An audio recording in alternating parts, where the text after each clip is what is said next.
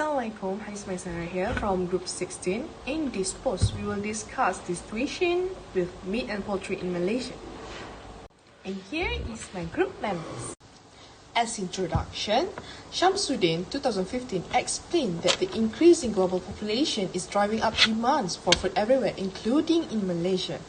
Thus, in order to avoid an issue of starvation, it is essential that food supplies be enough. Besides rice, beef and poultry are the primary sources of protein in Malaysian diets too.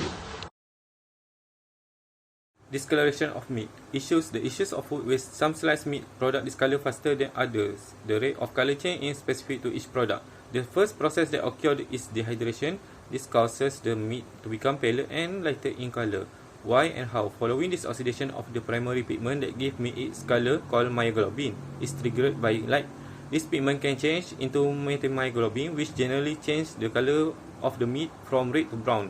Lastly, bacteria start to grow, and this bacterial activity leads to change in both the quality and the color of the meat product.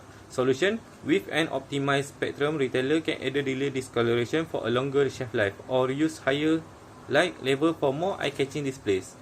In the first case, shelf life can be extended by up 20% at luminance level equivalent to conventional lighting.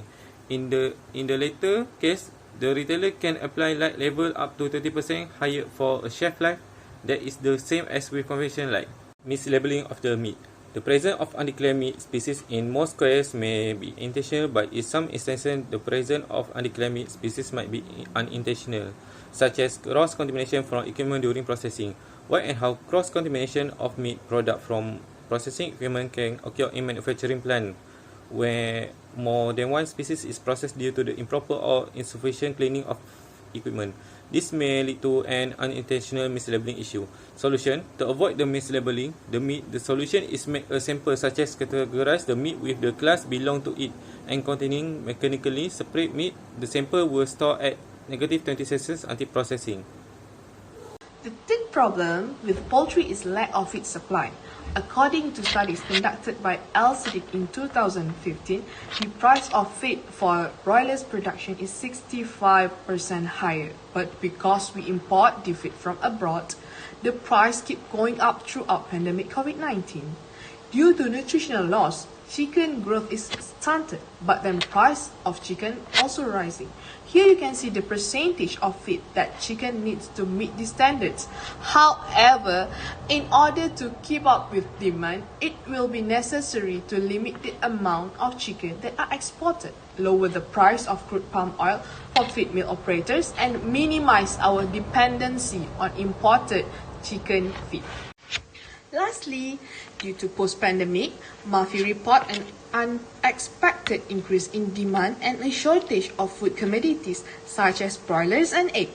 The shortage of chicken is the result of local breeders cutting back on output to minimize losses brought on by the higher cost of chicken, which in turn contributed to an increase in operational costs. After MCO, supply had to be boosted to satisfy hospitality and catering demand. Then, local breeders were affected by last year's flood tragedy, leading them to limit quantity to prevent disease like the chicken plague. As solution, the government will fix all breed issues, import chicken, and subsidize local breeders in order to ensure a steady supply in order to satisfy the rising demand. In conclusion, in Malaysia, species substitution and mislabeling of commercial meat products are said to be motivated by potential for higher profits and weak legislation. Besides, the local food standards are in the place avoid consumers from being deceived about the quality of their food. Fraudulent action in the meat supply chain, particularly mislabeling in this situation, can only be prevented with severe enforcement. Manufacturers and suppliers of meat products are required to take more responsibility for complying to relevant regulation. This is our reference. That's all from us.